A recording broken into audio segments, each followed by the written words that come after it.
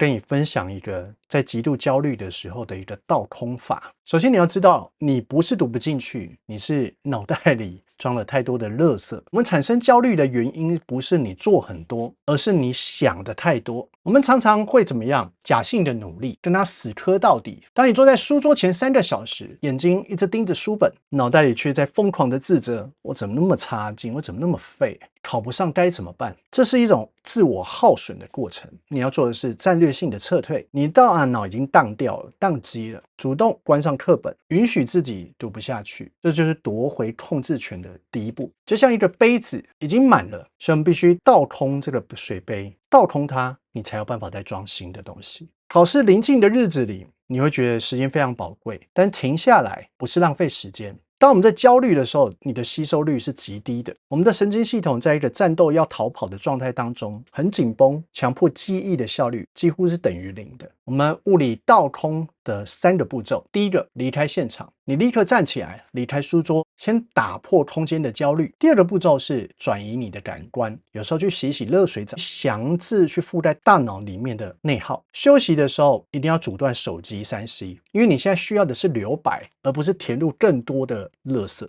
要注意腦內噪音的這個概念，阻礙你解題的不是題目的難度，而是我們腦中一直會想的萬一考砸的內心的尖叫。總之你要接受，我今天就是讀不下去了，那這就是把自己先找回來的第一個步驟。在这種讀書的焦慮的思維當中呢，一個災難化的思維就是我今天一個字都沒讀，我糟糕了，我會落榜。但以斯多葛視角來看，我的大腦正在發炎，我要讓他今天允許他徹底放假，是為了明天能夠再戰。這很簡單的策略解決焦慮，拿出一張紙，把你的焦慮全部寫上。只要我們能夠把無形的壓力具象的寫在一個東西上面，就可以把腦中的這些不斷糾結、不斷困擾你的東西實體化，你的腦子裡就不會一直重複播放，而能夠更專注去解決你眼前的問題。所以整個具體的步驟就是寫下恐懼，看着他們呢，把它撕毀揉碎，知道這些只是干擾你的雜音。當你把它丟到垃圾桶的時候，就告訴自己，我剛剛這些焦慮呢，已經都被我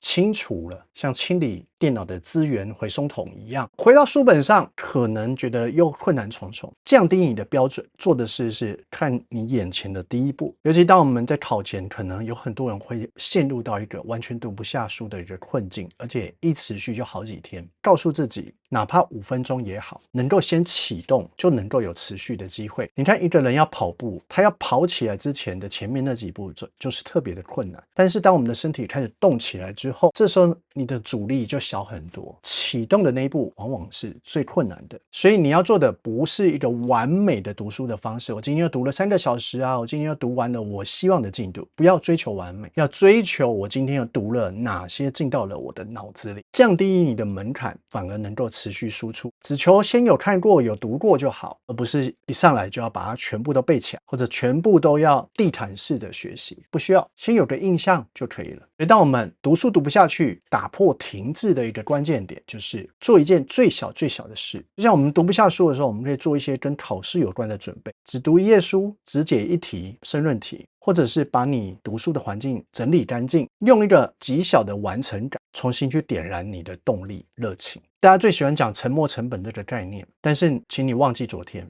你隨時可以選擇在這一刻開始，而不要一直埋怨自己，我為什麼浪費了那麼多的時間？不需要一直陷在自責的情緒當中。需要記得，我們可以吸氣、吐氣，吸進來的時候專注，出去的時候清空那些雜念，讓大腦重新開機，只留下你當下要讀的那一本書。用番茄鐘去設定時間，給自己限定20分鐘、25分鐘。接下來我只要好好專注這20分鐘就好。你可以允許自己中斷，如果20分鐘內還是極度痛苦，我們就停下來，不勉強。要記得，最壞的結果頂多就是沒有考上而已，沒有任何一場考試可以摧毀你，除非你允許自我摧毀。最後，祝你在讀不下去書的這個過程中呢，能夠找回你自己，讓你的大腦找回屬於你的平靜。謝謝收看。